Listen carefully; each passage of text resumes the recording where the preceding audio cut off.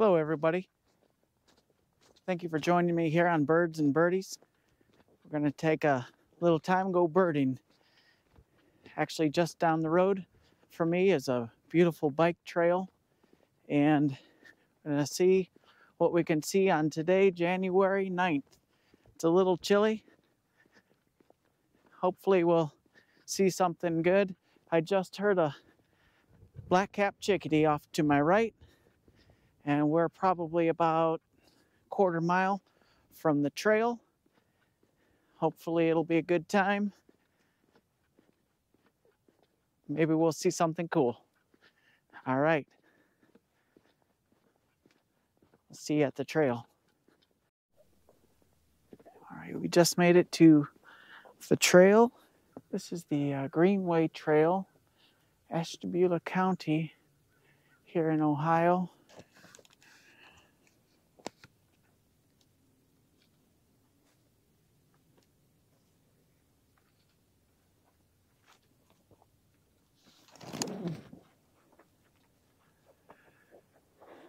Oh, chickadee.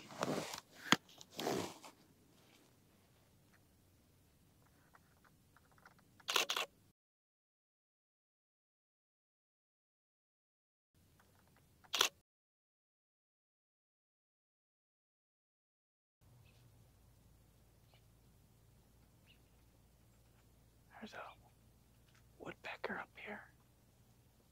I hear him pecking.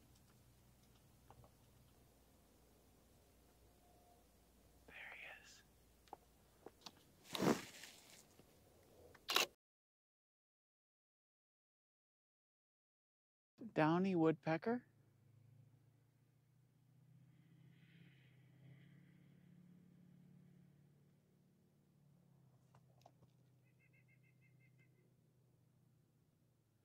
There's a white-breasted nuthatch. To this tree where we can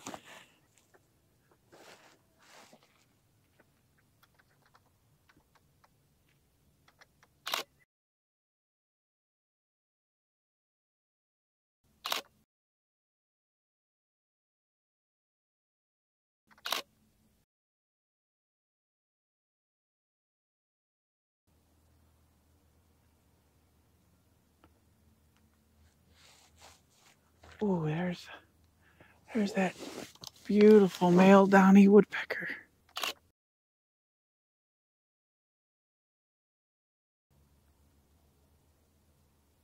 Tufted titmouse. Two of them. Tufted titmice. Is that how you say it, or tufted titmouses? I don't know. There were three of them. Here we are, a lot of this section of bike trail before we actually get to the wildlife area, the public land. This all used to be woods, and they've logged it. I understand the economics of logging. I understand all the jobs it makes. But it is sad, especially so close to such a nice Greenway trail, to see this type of habitat loss. Now, it just makes me sad. And unfortunately, it's on our left side, further up ahead too.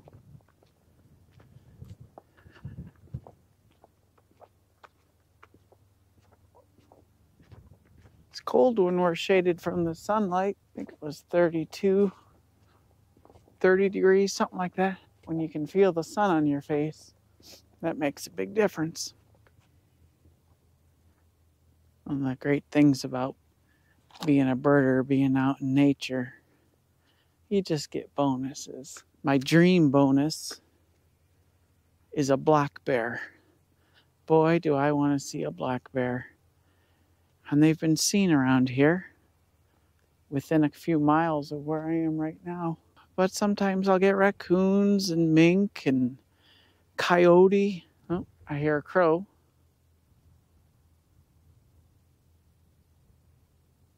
I don't know where that squirrel is anymore. I was going to let you see it. There's the crow.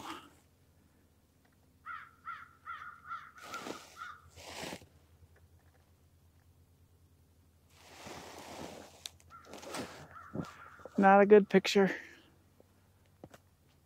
Maybe you saw it and hopefully you heard it. I thank my daughter for the vest I'm wearing. It's got wool-lined pockets. Boy, is that nice when I'm not holding the binoculars or the camera. I stick my hand in there. Whew. I went birding with a friend a couple days ago. I didn't take the camera, I didn't take the GoPro, nothing, just binoculars, a scope, and my friend, and we went down to Mosquito Lake, which is only about 20-25 minutes south of where I live. Saw a large group of gulls at the edge of the lake, so I was scanning through them, and 4 herring gulls and I don't know, 30 or 40 ring-billed gulls, and one looked different from all the rest. It was smaller, and well, rather than describe it all for you, look up Iceland gull. What a treat. That was a kind of a rare bird for the area, but definitely has been seen before. It was a lifer for me, so that was certainly a treat. Never just assume everything is going to be common. Make a habit of looking at every bird you see. Seagulls, for instance, they're not just seagulls. There are a multitude of different gulls that they could be. In Cleveland, about an hour from me, in the last 2 weeks, they've had 2 very rare gulls. Slaty-backed gull, I believe, was only the 3rd Ohio record, and also a common gull, which I think was also at least that rare, sighted by multiple people right downtown Cleveland, amongst thousands and thousands of other gulls. So never pass up, never assume things are just ordinary. Take your time. Look at each one. Study the ordinary, and then you will be able to distinguish what is a little different. I find seagulls, especially challenging, but if you are familiar with the so-called ordinary, like I said, different characteristics will start to jump out, and then you can really hone in on those different traits that different species represent. There's that crow. See if I can get a picture of him up there.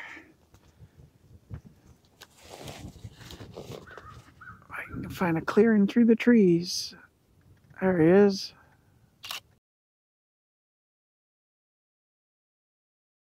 Those American crows there. I've never gotten a good picture of them. Whenever I see them, they keep well away. Pretty wary. A lot of times when you see a single crow up high in the tree, he's the lookout. And you can almost bet, like right here, we have an open field. If you were to scan that field, you may find quite a few more. In that one up in the tree, he's the lookout. His job, he has to warn the other ones about a potential threat of some sort. At least that's what I've heard, and for the most part, I think that's pretty true. Bird in a lot of different areas. Here's a bird right up here. Blue jay.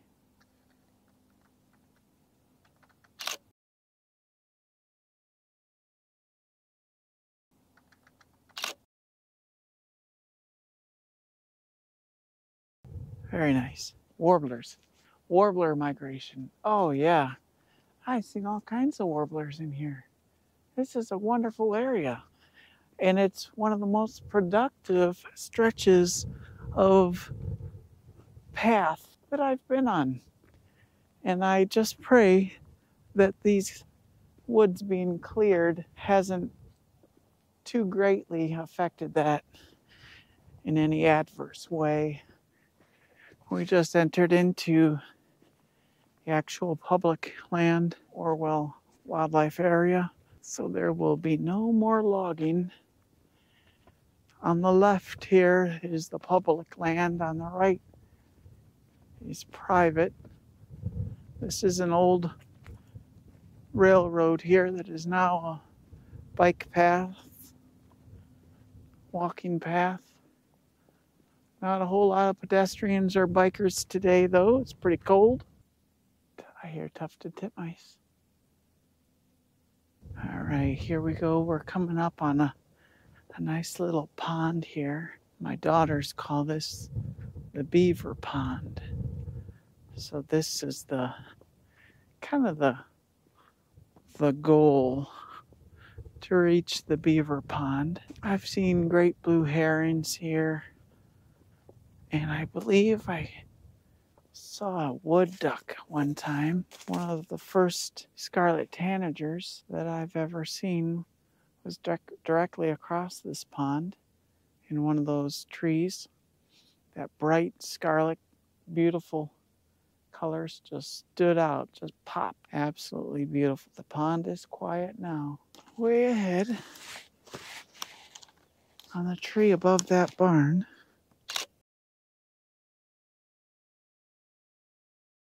Very cool. I hear a lot of little birds around here. I think there's some right here in this scrub here. Cardinals, female cardinal. And I think I hear the male on the left side. That hawk just flew. Oh, there's a dark-eyed junco.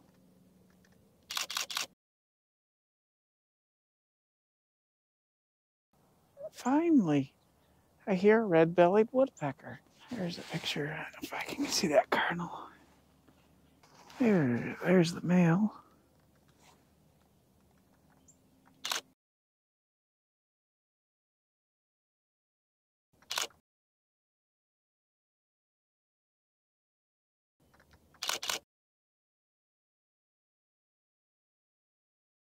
I'll take a picture of that horse for you.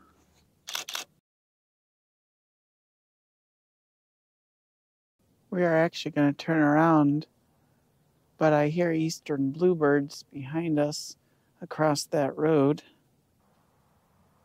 That call, if you couldn't hear it, I heard a red-shouldered hawk. White-breasted nuthatch somewhere over here. I hear him. What a beautiful day. Not a cloud in the sky. It's warmed up to about 36 degrees. My goal is to either, if you're physically able to inspire you to get outside, to enjoy God's creation, to breathe the fresh air if you can. If you're in the city, find a park and just walk around the park. If you're stuck inside or physically unable to go out, hopefully this channel will bring you some refreshment by bringing the outside in. That's my goal. So we are approaching the north end of the section of trail that we've been walking. We've been walking the Greenway trail between Fillingham Road and Windsor Road. And this is probably goes between Orwell and Rome, Ohio, and we're in Ashtabula County. This section right here, traditionally, for me at least, has been some of the most productive as far as birds go.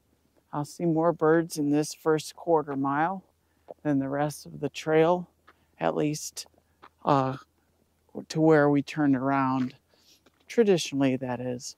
Sometimes by that beaver pond, we'll get a lot of different, because the field is on the west side of the path if we're traveling south, and the pond on the other side. So that's a nice split of territories there, from open field, woods, and water with that pond there. So as we finish up our walk today along this bike path, I want to say thanks for joining me. It's a lot of fun. I hear another cardinal over here. Thank you for joining me on this birding adventure. It's great to have you here with me on Birds.n.Birdiez. Can't ask for a nicer winter so far when we can walk on a clear path with no snow, no ice. Very blessed. Catch you guys later. Join me next time. See ya.